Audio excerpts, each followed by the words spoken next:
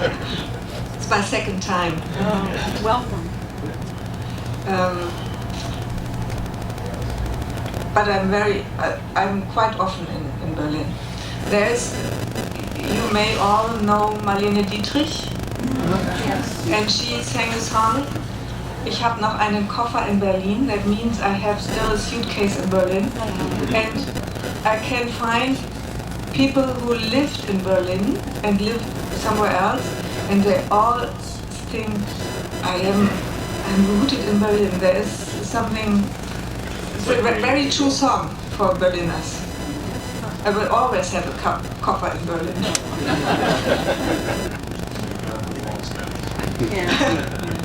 Do you know what teared in my opinion, what teared the walls down? This was a movie by Billy Wilder. It's called 1, 2, 3. Did you ever see this?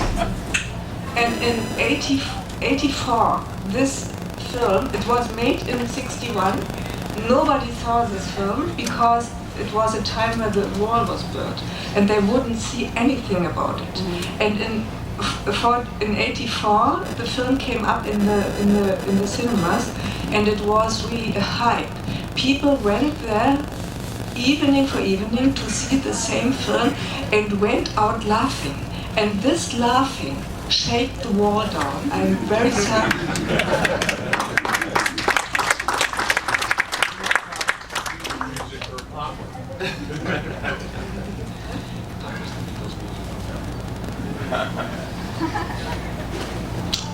No, that was much earlier. It was in the beginning of the 60s, much earlier.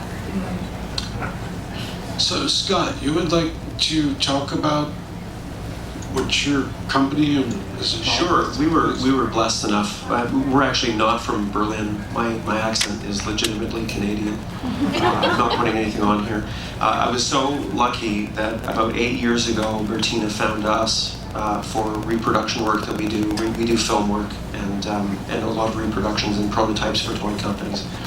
And she was directed to us to put together a reproduction as accurate as we could of the Metropolis robot, something that to date really hasn't been accomplished in any official capacity.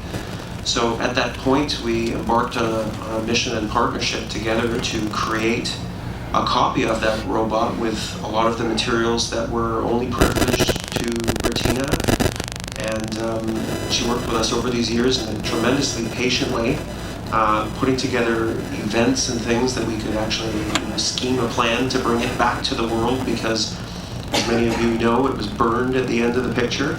It was at a time when props were not valued, and we had no idea what that suit would be worth today. I mean, they'd be horrified to know that it would be one of it's basically the holy grail of film materials to ever recover today. If it ever comes up, and that's not impossible, because though it was burned, there is evidence that it may have been extinguished.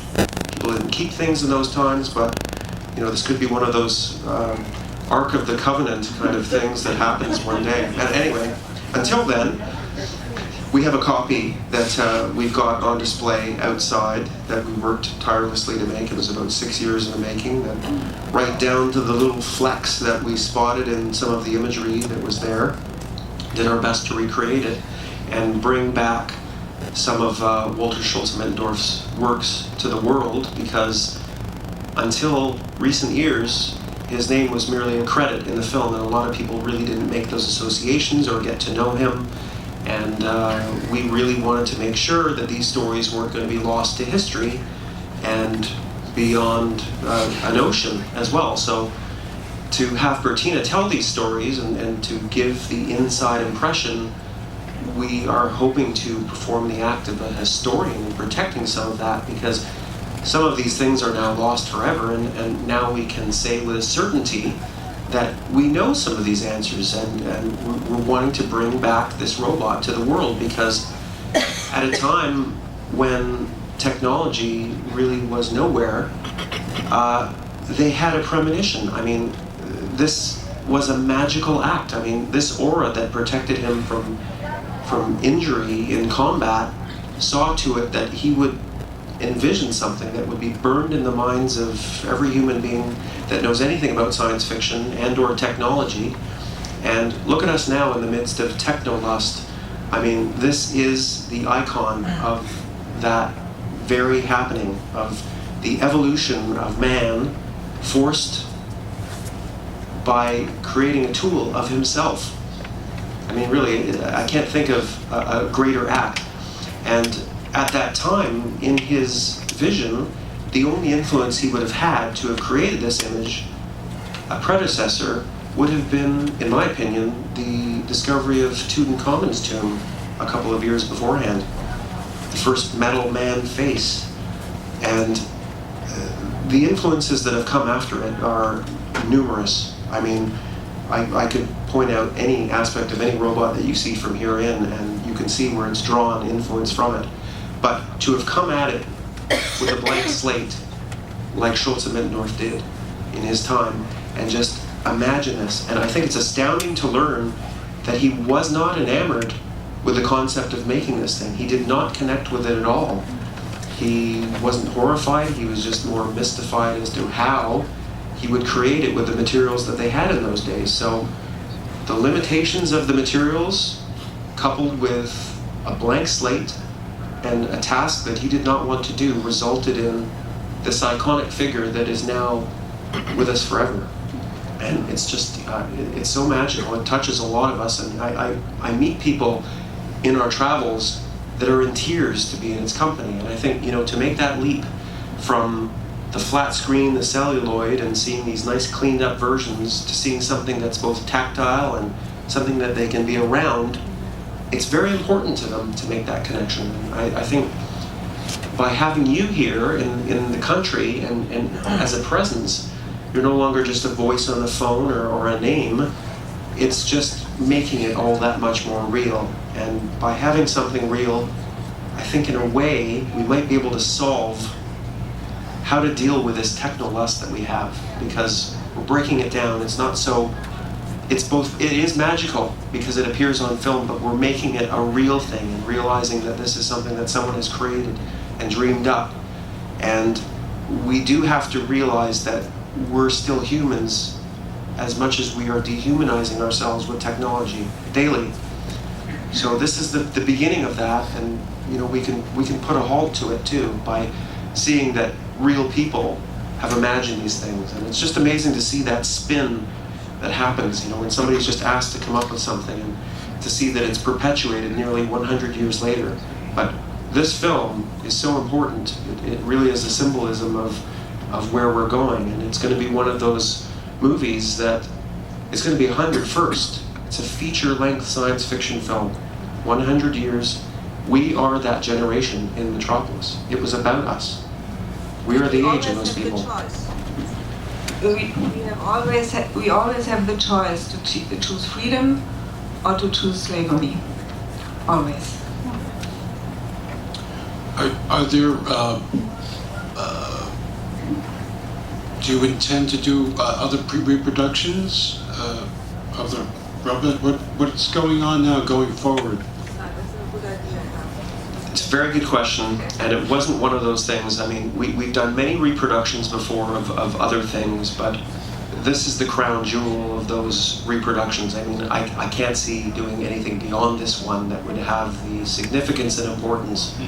But our objective now is to take the opportunity, because we are partnered with Bertina now, to bring this property to the people, because it is now accessible and it is an authorized and accessible thing. I mean, there are artifacts from Schulze Mittendorff's collection of works that you will be able to own soon.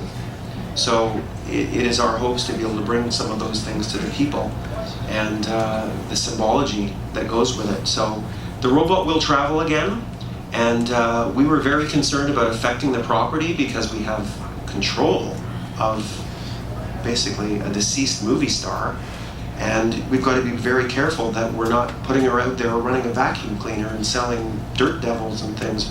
It's sort of a responsibility to have this thing. So I know a lot of people were horrified at the fact that perhaps Metropolis could be remade. This was not our intention, it was just about bringing it back.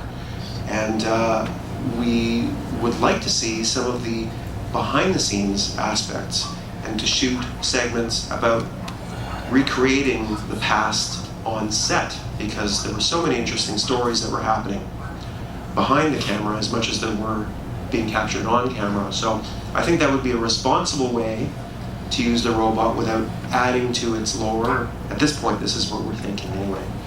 Because the fans of Metropolis they're very dedicated and they believe in it as an art form. It's not something you do a cover of. And that's where we're at with the direction of the Metropolis robot. Sure. Well, thank you. Oh, I was just going to kill it. I see one more question. Go ahead, sir. Can you talk a bit about how much of an influence this robot and this film has been on films in general, and especially maybe the dystopias that are so popular?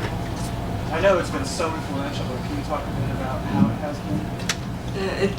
It must definitely have an influence on Star Wars. And I do not know what end. What I find is the film The Matrix, or The Matrix, is a higher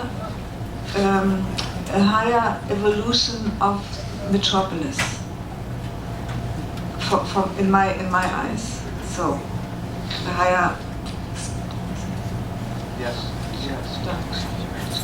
status. Yeah.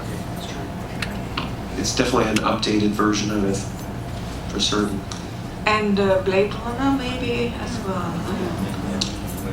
I think you're also forgetting we have to consider the Terminator films, which is recreation of a human form. Everybody said this, but unfortunately I do not have seen the film, so I.